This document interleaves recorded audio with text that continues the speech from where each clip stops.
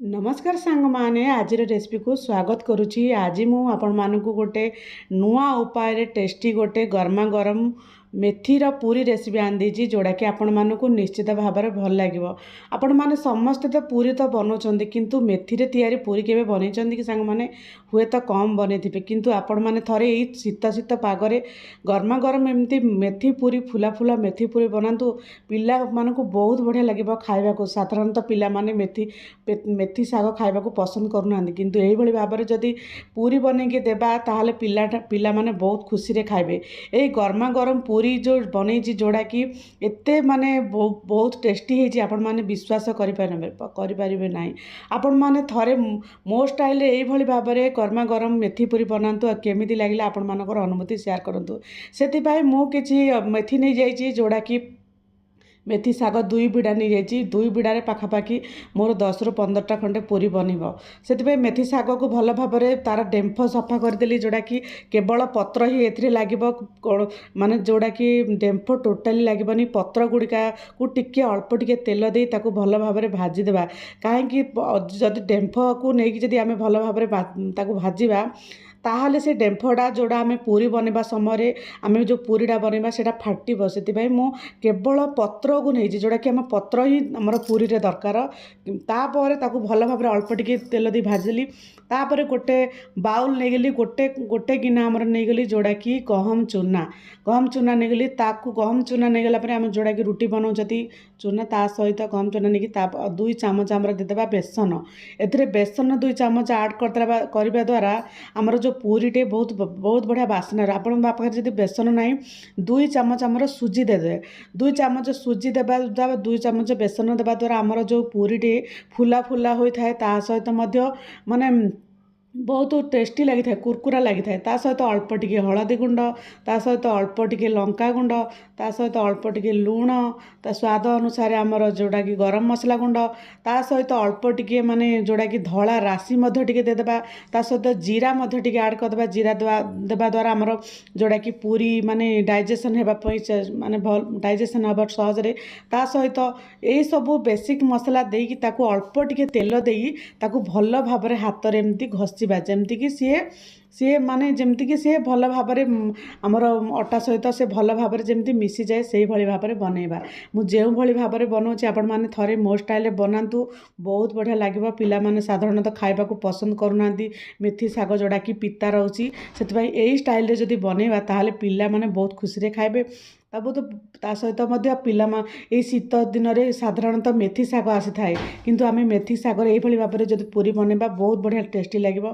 तापर भल भाव में हाथ में एमती मकची देवा जोड़ा कि मुझे कही तेल को 2 चामच तेल देला भल भाव में मकचिदा यही सब यही भाव में करने द्वारा जोड़ा कि आमर तेल टी खास्ता बनब जोड़ा कि पूरीटा टी खास्ता बनब। ताको अल्प अल्प पानी दे गोटे टाइट डो बनवा जोड़ा कि आम रुटी जमती नरम बेलु दला करुँच से भाई न करिकी टिके टाइट डो बनवा। जेहेतु एथिरे आमर बेसन मिसी अल्प टिके पानी देवा द्वारा सी टिके लटपटा हो टिके टाइट डो बनवा द्वारा आम जोड़ा बेलिबा जो समय से माने भल भाव में पूरी बनब। ता सहित भाजी रखिथिबा आमर जोड़ा कि पत्र जोड़ा कि आमर माने मेथी पत्र को टिके जो भाजी देइथिली ताकू मध्य सेतिरे ऐड करदेबा। ताकू ऐड कर देकी भल भाव में ताकू एमती मेथी सहित आम भल भाव में दली देबा। जदि एथिरे टिके दरकार पड़ुची माने अटा टिके दरकार पड़ुची तार मध्य अटा टिके मध्य देबा। अटा टिके देई भल भाव में देखंतु टाइट डो बनेकी 5 ରୁ 10 मिनिट घोड़ाई देबा। 5 ରୁ 10 मिनिट घोड़ाई देला परे गोटे अध घंटा खंडे घोड़ाई देबा। सी भल भाव में सेट हो जिवो लटपटा करबा नाही अल्प टिके चाइले मध्य आम माने चूना दे पारिबा। ता सहित 10 मिनिट पर खोलिबा देखंतु पूरा टाइट हो जाइए पूरा सॉफ्ट बनी जाइए आमर जोड़ा कि ताकू 2 गुला बनेदा। जेहेतु ये बेसन मिसी से भल भाव में रुटी भल भाव आमर पूरी भल भाव में जदि हो पार ना ताहले आपण मानक गोटे सहज उपाय बनाऊँगी। 2 गुला नहीं गला गोटे बेलना साहाय्य ताकू जोड़े जे भल भाव तो बेली देवा गोटे बड़ आकार गोटे रुटी बनईदेवा। रुटी बनईदेवी ताकू आमर ग्लास हो छोट गिना हो से गोटे गोटे ଗ୍ଲାସ୍ ହଉ ଗିନା ହଉ ସେ ତାକୁ ଦେଇ ଗୋଟେ ଗୋଟେ ଗୋଲ ବନେଇଦେବା, ଯେଉଁଟାକି ଆମେ ଯଦି ଘରେ ଯଦି ଗ୍ଲାସ୍ ଥିବ ଗ୍ଲାସ୍ରେ ଆମେ ଗୁଳା କରିଦେବା, ମାନେ କଟ୍ ଲଗାଇଦେବା। ନହେଲେ ଯଦି ଗିନା ଅଛି ଯେଉଁଥିରେ ବି ଆପଣମାନେ ଯେମିତି ସହଜ ଲାଗୁଛି ସେମିତି ବନେଇ ପାରିବେ। ନହେଲେ ଛୋଟ ଛୋଟ ଗୁଳା ମଧ୍ୟ କରିକି ପୁରୀ ବନେଇ ପାରିବେ। ଛୋଟ ଛୋଟ ଗୁଳା କରିକି ପୁରୀ ବନେଇବା ଦ୍ୱାରା ଆମର କ'ଣ ହେବ, ଯେଉଁଟାକି ପୁରୀଟା ଗୋଟେ ସେପ୍ରେ ଆସିବନି, ମାନେ ଟିକେ ଗୋଲ ସେପ୍ ରହିବନି। ସେଥିପାଇଁ ମୁଁ ଆପଣମାନଙ୍କୁ କହୁଛି ଅତି ସହଜ ଉପାୟରେ, ଦେଖିବାକୁ ଯେମିତି ସୁନ୍ଦର ଲାଗିବ, ଖାଇବାକୁ ସେମିତି ଭଲ ଲାଗିବ। ସେଥିପାଇଁ ଆପଣମାନଙ୍କୁ ମୁଁ ଏହି ଉପାୟରେ ବନାଉଛି। ତାପରେ ହେଇଗଲା ପରେ ତାକୁ ଗୋଟେ ଇଏକୁ କାଢ଼ିଦେବା, ଗୋଟେ ପ୍ଲେଟ୍କୁ କାଢ଼ିଦେବା। ଦେଖନ୍ତୁ ପାଖାପାଖି ମୋର ମାନେ 10ରୁ 15ଟା ଖଣ୍ଡେ ପୁରୀ ଗୋଲ ଗୋଲ ସେପ୍ରେ ହେଲା। ତାପରେ ଏପଟେ ତେଲକୁ ଲୋ ଟୁ ମିଡ଼ିୟମ୍ ଜାଳରେ ଗରମ କରିଦେଇଥିଲି। ଗୋଟି ଗୋଟି କରି ପକାଇବା, ଯେମିତିକି ସେ ଯେପର୍ଯ୍ୟନ୍ତ ଗୋଟେ ପକାଇଲା ପରେ ଯେପର୍ଯ୍ୟନ୍ତ ଉପରକୁ ନ ଫୁଲି ଟିକେ ଫୁଲା ନ ହୋଇଛି ସେ ପର୍ଯ୍ୟନ୍ତ ଆମେ ତାକୁ ଟିକେ ଏମିତି ଛଣା ସାହାଯ୍ୟରେ ଟିକେ ଦାବି ଦେବା। ଦେଖନ୍ତୁ ଏମିତି ଗୋଲ ହେବ, ଯେମିତି ଗୋଲ ହେଲେ ହିଁ ମାନେ ଖାଇବାକୁ ବହୁତ ବଢ଼ିଆ ଲାଗିବ। ତା ସହିତ ଟିକେ ଲେଉଟାଇ ଦେଲା ପରେ ଦେଖନ୍ତୁ ଗୋଟେ ପଟ ଗୋଲ୍ଡେନ୍ କଲର୍ ହେଇଗଲା ପରେ ଦେଖନ୍ତୁ କେତେ ସୁନ୍ଦର ହେଇଯାଇଛି ଆମର, ଯେଉଁଟାକି ପତ୍ର ସହିତ ଗରମା ଗରମ ଗ୍ରୀନ୍ ଲାଗୁଛି, ବହୁତ ବଢ଼ିଆ ଟେଷ୍ଟି। ତାପରେ ଏମିତି ଗୋଟିକ ପରେ ଗୋଟେ କରିକି ଦେବା। ଆମେ ତରତର ହେଇ ବିଲକୁଲ ବି ଆମେ ଅଧିକା ଦେବା ନାହିଁ। ଦେଖନ୍ତୁ ଯେପର୍ଯ୍ୟନ୍ତ ସେ ଫୁଲିନି ସେ ପର୍ଯ୍ୟନ୍ତ ଆମେ ଗୋଟେ କରି ପକାଉଥିବା। ଗୋଟେ କରି ପକାଇଲା ପରେ ଦେଖନ୍ତୁ ଫାଇନାଲ୍ ଗୋଟି ହେଇଗଲାଣି। ଫୁଲା ଆମର ଯେଉଁଟାକି ମେଥି ପୁରୀ ରେଡ଼ି ହେଇଗଲା। ଦେଖନ୍ତୁ କେତେ ସୁନ୍ଦର ହେଇଯାଇଛି। ତାକୁ ଲେଉଟାଇ ଦେବା, ଯେପର୍ଯ୍ୟନ୍ତ ଗୋଟେ ପଟେ ଫୁଲିନି ସେ ପର୍ଯ୍ୟନ୍ତ ତାକୁ ଟିକେ ଦାବି ଦେଲେ ସେ ଅତି ସହଜରେ ଫୁଲିଯିବ।